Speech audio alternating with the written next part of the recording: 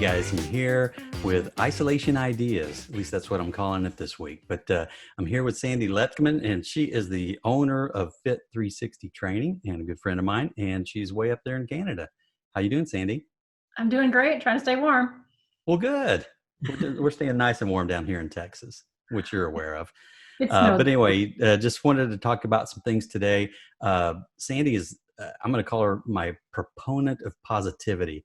Sandy is one of the most positive people, and she's always trying to promote that and give people ways to stay more positive, especially right now. I think that's pretty important during this weird time that we're going through with this pandemic.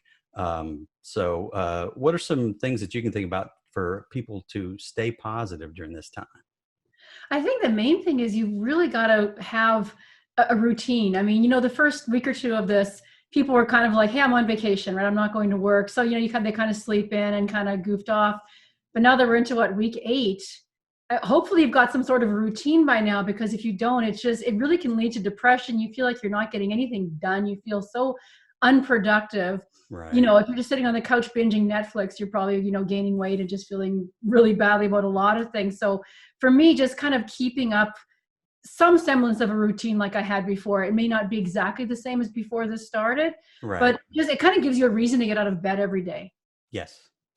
Yeah. And one of my problems is I watch too much news. Mm-hmm. I mean, really, just when you bombard yourself with the complete negative stuff that people are talking about, it really does a number on you. I know it has on me. Yeah, absolutely. Okay. So yeah, don't fret over what you can't control. Basically, is what no it boils kidding. down to. Yeah.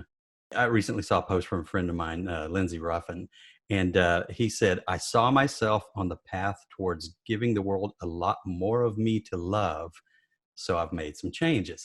So for those of us who are maybe putting on a few with the Corona 15 or whatever, what are some thoughts that you have on how people can avoid putting on that extra? What can we do to stay active in our kind of self-isolation situation? Right. Well, this is actually a really good time to make changes because most people have a lot more time on their hands.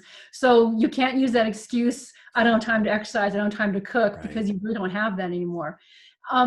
Obviously, the weather now is getting so much nicer. Even in Canada, we're getting nicer weather. So, I mean, Nice. The biggest thing is get outside. It's the chance of getting it when you're outside is almost nil. I'll never say never, but I mean, it's such a low chance of getting it.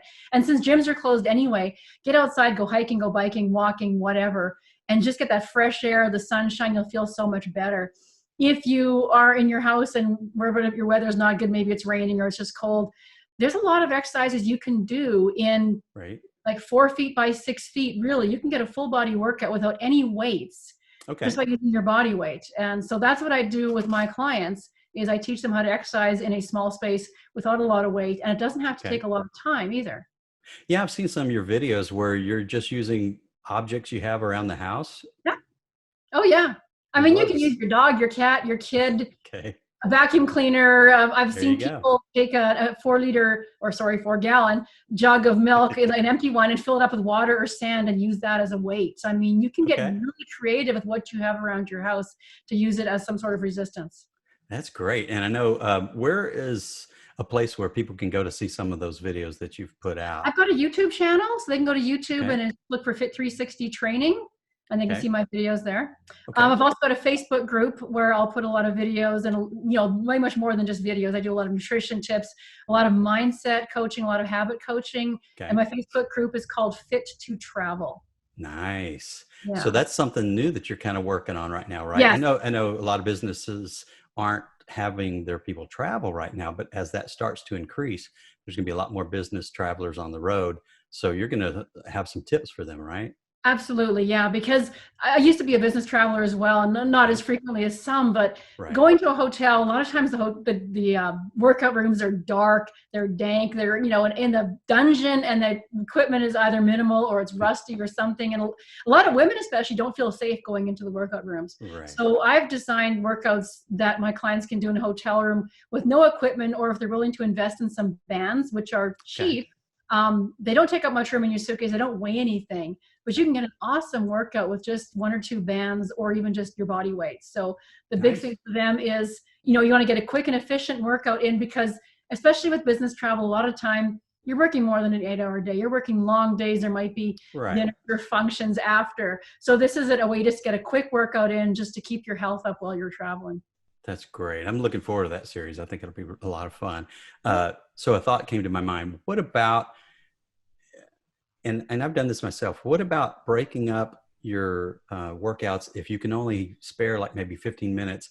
Is it beneficial to do a few throughout the day? Or yeah, especially if you're sitting behind a desk all day. Okay. If you can break it up several times a day, you're actually getting your body to move more. And a lot of people doing even a half hour or 45-minute workout is daunting. It's just like, that's too much time. Even 5 minutes, you could do a series of squats and push-ups and just keep cycling back and forth between the two for 5 minutes. You'll feel it. You'll be tired.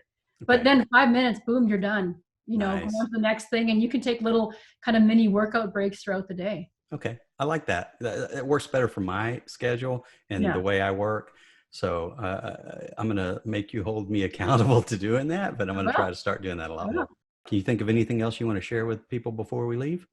One thing I want to share is just how important mindset is in all of this. Even if you do nothing else, just waking up every day and just even before you get out of bed, just spend 5 minutes just thinking about how do you want your day to go? Kind of set some intentions, or just in your mind, just repeat some mantras like, you know, I'm strong, or I'm confident.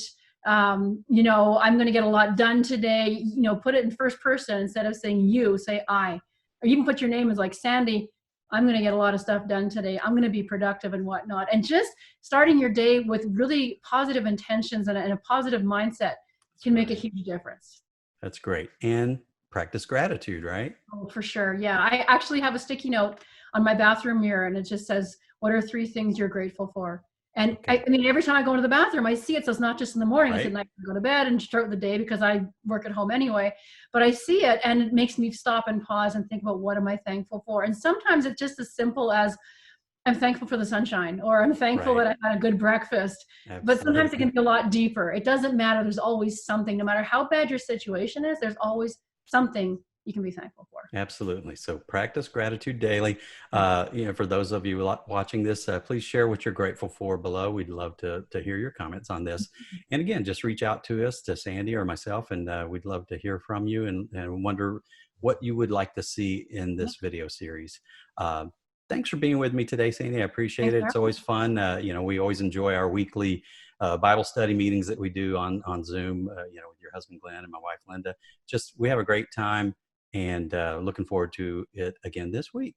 Sounds good. All right. Well, thanks for joining us, and look forward to talking to you more. We'll talk soon, okay? All right. Sounds good.